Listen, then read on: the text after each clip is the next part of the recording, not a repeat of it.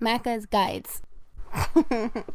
Hey everyone, Macca here. Welcome to my collectibles guide for Zombie Army 4. In this video series, I'll be taking you through mission by mission, showing you all 140 of the collectibles in the game, which fall under a couple of categories, including documents, comics, zombie hands, weapon upgrade kits, and heroic actions. The game also has a ton of trackers built in so that you can see exactly what you're missing in exactly what mission and what chapter, so you should be able to mop up easily if you've already completed the game, or feel free to follow along from the very beginning as you play. In Mission 1, Chapter 1, once the door is opened and your objective is updated to help Jacques clear the radio mast, make sure you pick up the document on the table in front of you, and then head up the stairs, open the door, and pick up the comic. You'll notice in the top left corner you can always see my objective, which is a good way to figure out which point of the mission you're at.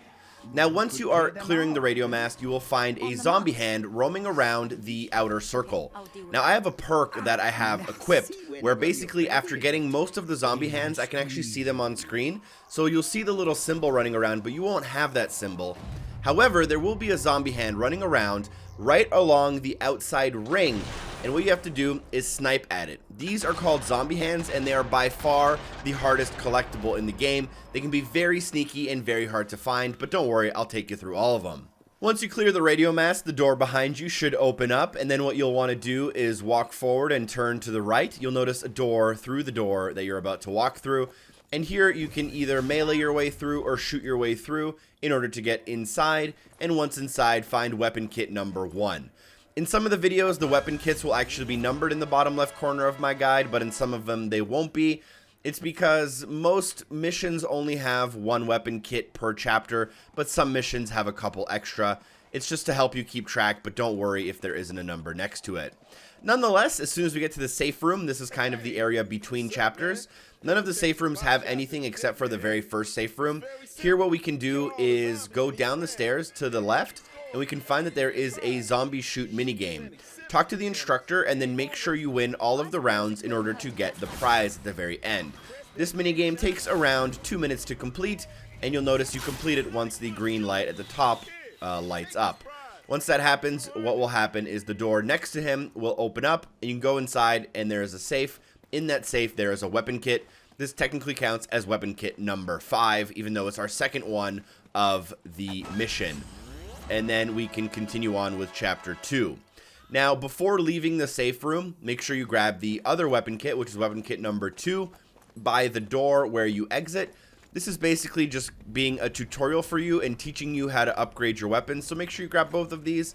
Feel free to interact with the desk and figure out what weapon you like and how you want to upgrade it for the future. Then what we can do, once we reach the outside, there will be a blood seal on this door. Once all of the enemies are cleared, you'll be able to gain access, and then the enemies will pour in through the sides.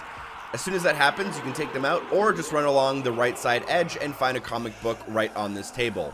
I accidentally picked it up while I wasn't recording, but trust me, it is there. From that previous location, we can also find the zombie hand. I've went ahead and taken care of all of the enemies, but jump through the broken window and go through the train car on your left. Directly in front of you as you come out, look on top of the train cars, and you should notice that the second one in has a little moving object. That is a zombie hand. As always, we will want to snipe at it. It's actually harder to hit these things in co-op because you can't slow-mo time, but you have tons of ammo and tons of opportunity. They won't end up ever running away. Just take your time and line up the shot. Eventually, you'll make your way into this kind of town square with a bunch of little shanty buildings. And there are 2 collectibles we can grab here. The first one, as we enter, go up the right-hand side stairs, and you'll notice that there is a weapon kit inside of one of these kind of shacks. So we'll make sure to grab that before moving. From here, we'll turn around and kind of drop back down to the main level, and then push forward to kind of the end of the level. But before finishing off the level and getting to that safe room, which is our current objective, make sure you look in this building on the left and find the document sitting on the table before going to that safe room, which will start chapter 3. Now, as soon as you exit the safe room and begin chapter 3, you'll notice the door kind of right next to me here. There's going to be a ton of zombies in front of you, which I've already kind of either taken out here or will ignore completely. But as you run to the very end of this area, before going down the steps to proceed, make sure you look in some of these little shops behind the steps to find a document kind of sitting out in the open on a table here. Interestingly enough, I don't know if they patched this, but you were actually able to also shoot the zombie hand from Chapter 2 while in Chapter 3. I just thought that was an interesting little fact. You'll eventually reach these stairs and you're told to catch the train at platform 5.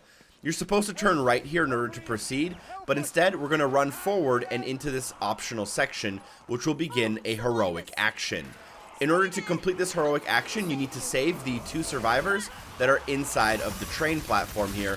And to do that, you just want to make sure that none of the zombies attack them and that you're able to take care of all of the zombies and make sure they survive. If they survive, you'll be granted a heroic action, and another symbol of your heroic action will be the fact that the safe behind them will open up and unveil something for you to grab. In some cases, this is something like a weapon upgrade, but in this case, it's just going to be a hat, I believe, as well as an attachment for one of your weapons. You should get a heroic action, though, once this is complete, and it should show up on your screen if it's your first time completing it. Then we'll go back up to that bridge we were just at and walk forward. Here, what we'll have to do is turn left instead of turning right, and down here, we can also kill a couple more zombies, but we can also find another weapon upgrade kit. At the bottom of the stairs, turn to the right, hook around, and at the end of this area, find your weapon kit before moving on. If you're following along, you should have all 5 of the weapon kits for this mission. Then you will reach this area where you are supposed to get to the signal house. You'll drop down a small ledge where you're not allowed to climb back up with a staircase in front of you. Instead of going up the staircase, look to your right hand side and spot the zombie hand doing a figure 8 around some barrels in this kind of side area. Make sure you take your time, line up your shot, and hit that zombie. Zombie hands do have names, which you can help to track, but overall, you should be able to find them in order nonetheless. Then, just from that previous zombie hand, you will still have to enter the signal house.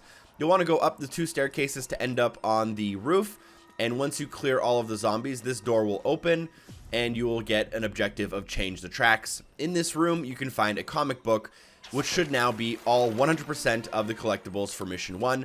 Thank you for watching. Of course, I'll have videos for Mission 2, 3, 4, all the way through 9. Special thanks to everyone on Patreon for supporting the show, and hopefully I see you soon. Peace.